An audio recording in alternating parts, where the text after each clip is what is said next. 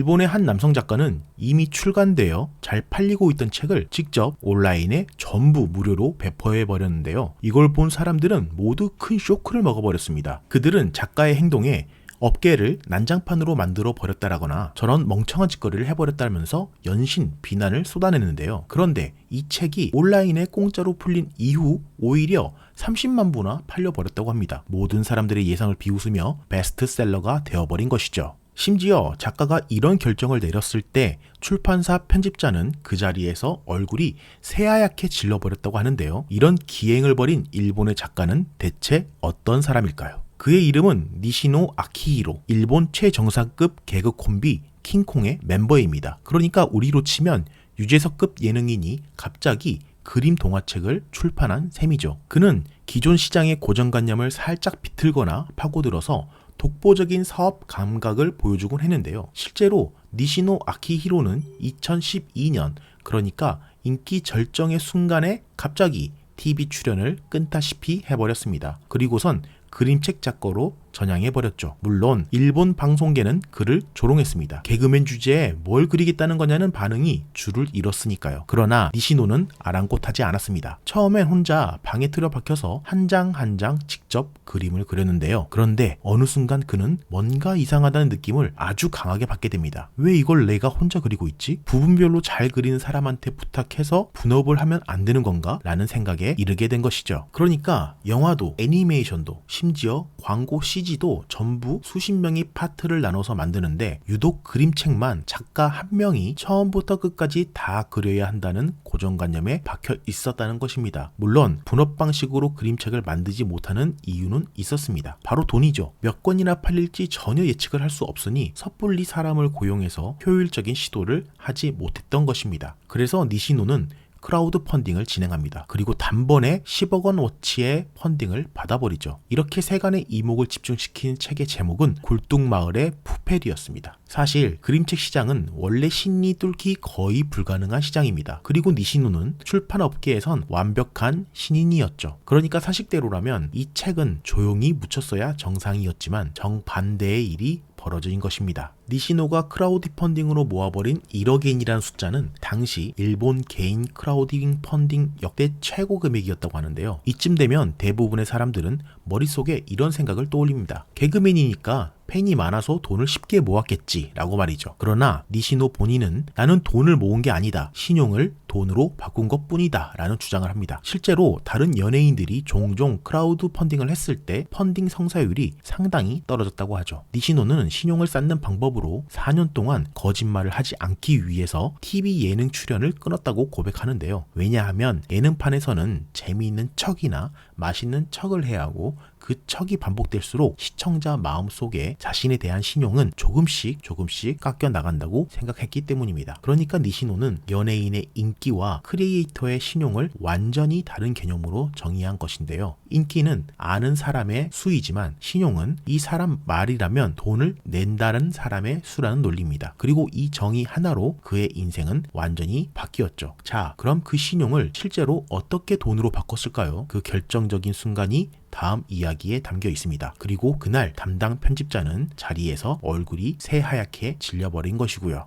2017년 1월 굴뚝의 마을 푸펠이 출간된 지 겨우 3개월이 지난 시점이었습니다. 판매는 나쁘지 않았지만 니시노가 원하는 폭발적 확산에는 도달하지 못한 상태였죠. 그때 니시노가 담당 편집자에게 전화를 걸어 이렇게 말했습니다. 책 전체를 온라인에 무료로 공개하겠습니다. 담당 편집자였던 소데야마 사토루 씨는 이 순간에 대해 잡지 인터뷰에서 이렇게 회고합니다. 그 자리에서 상당한 각오가 필요했다고 말이죠. 그리고 실제로 이는 게릴라식 결정이었기 때문에 무료 공개 직전까지 사내 대다수는 이 사실을 몰랐다고 합니다. 그런데 니시노에게는 명확한 논리가 있었습니다. 그가 책에서 말한 표현을 그대로 옮기면 사람은 확인 작업을 위해서만 움직인다. 그러니까 사람들이 티켓을 사서 영화관에 가는 이유는 새로운 영화를 발견하기 위해서가 아니라 예고편 등에서 이미 재미있겠다고 확인된 영화를 다시 확인하기 위해서라는 겁니다. 그리고 그림책도 마찬가지죠. 대부분의 부모는 아이에게 사줄 그림책을 고를 때 내용을 모르는 책에 2,000엔을 걸지 하지 않는다고 합니다. 오히려 서점 매대에서 책의 내용을 모두 꼼꼼히 읽어본 다음 이 책 좋은데 가 확인된 책에만 지갑을 연다는 것입니다. 우리 아이에게 반복적으로 읽어주면 좋겠다는 확신을 가졌기 때문이죠. 그러니까 니시노는 무료 공개를 통해서 구매 전 확인 장벽을 완전히 걷어버린 겁니다. 그 결과 굴뚝의 마을 푸펠은 무료 공개 직후 아마존 그림책 부분 1위를 탈환하고 그 후 30만 부를 찍은 다음 지금은 100만 부를 돌파했다고 하네요. 당연히 일본 열도 전체가 이 뉴스로 들끓었는데요. 방송 와이드쇼에서 연일 논쟁이 벌어졌고 니시노 때문에 크리에이터가 굶어 죽는다는 비난도 쏟아졌습니다. 그러나 숫자는 정반대임을 증명한 셈이었죠. 자, 그럼 이 사건에서 우리가 진짜 배워야 할 것은 무엇일까요? 니시노는 혁명의 팡파르에서 이 모든 과정을 딱 3가지 원칙으로 정리해 두었습니다. 그리고 이 3가지는 지금 여러분이 무엇을 팔든 어떤 콘텐츠를 만들든 그대로 적용할 수 있는 것들인데요. 첫째, 돈을 벌지 말고 신용을 벌어라. 앞서 말씀드렸던 그 명제죠. 그러나 여기서 니시노가 덧붙이는 조건이 있습니다. 신용을 얻고 싶다면 거짓말을 할 수밖에 없는 환경에서 벗어나라. 즉, 여러분을 둘러싸고 있는 환경이 조회수나 팔로워 수에 집착하고 있는 상황으로 만약에 조성이 되어 있다면 자연스럽게 자극적인 글을 올리는 일이 많아질 것이고, 처음에는 그런 방법으로 이득을 볼 수도 있겠지만 장기적인 관점에서 그 사람은 인기를 얻는 대신 신용을 잃고 있다는 것입니다. 그리고 신용을 잃은 사람은 결국 돈으로 환산할 자산을 잃어버리게 된다는 것이고요. 둘째, 내용을 감추지 말고 오히려 다 공개해라. 이게 바로 무료 공개 전략의 핵심 원리입니다. 현대인은 실패를 극도로 무서워합니다. 그러니까 실패 가능성이 남아있는 물건에는 지갑을 열지 않죠. 그러나 반대로 이미 알고 있는 것에는 기꺼이 돈을 쓴다고 합니다. 그러므로 판매를 늘리고 싶다면 확인 작업을 도와줘야 한다는 논리입니다. 이는 스트리밍으로만 듣던 가수의 노래를 직접 보기 위해 콘서트장을 가는 것과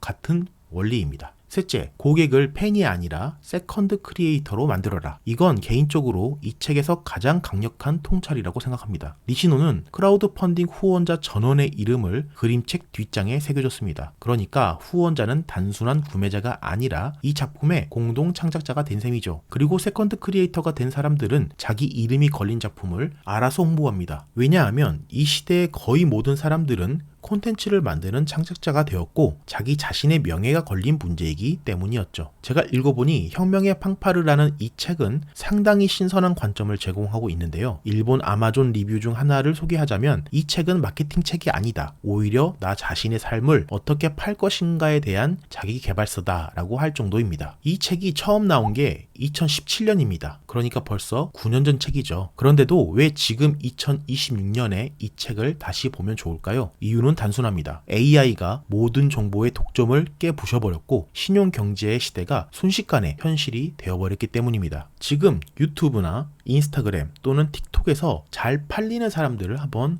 보십시오. 그들의 공통점은 팔로워 수가 많은 게 아닙니다. 오히려 이 사람이 추천하면 무조건 산다는 신용의 밀도가 높은 것입니다. 그리고 이 본질을 먼저 깨닫고 선도하는 용기를 낸 작가가 큰 명성과 재력을 쌓을 수 있었던 것이고요. 자, 그럼 오늘 내용을 간략하게 다시 정리해 드리겠습니다. 오늘 우리가 만난 남자는 일본의 개그맨 니시노 아키히로 작가였습니다. 그가 혁명의 팡파르에서 강조한 건 3가지였는데요. 첫째, 돈을 벌지 말고 신용을 벌어라. 둘째, 아이디어를 숨기려 하지 말고 오히려 먼저 공개해라. 그리고 셋째, 팬을 세컨드 크리에이터, 즉 가치를 함께 만드는 동료로 대해라 였습니다. 만약 여러분이 지금 무언가를 만들고 있거나 팔고 있다면 오늘 이야기한 이 3가지의 기준은 한 번쯤 노트에 적어 두시길 추천드립니다. 그리고 내가 지금 어떠한 방식으로 온라인에서 돈을 벌려고 노력하고 있었는지 되짚어 볼 점이 충분히 있다고 생각합니다. 오늘은 여기까지입니다. 아이디어와 정보를 감추려 하지 말고 오히려 먼저 공개하라는 것에 대해 여러분이 어떤 생각을 가지고 있는지도 궁금합니다. 댓글로 의견 남겨주세요. 그럼 다음 영상에서 또 다른 책 리뷰로 돌아오겠습니다.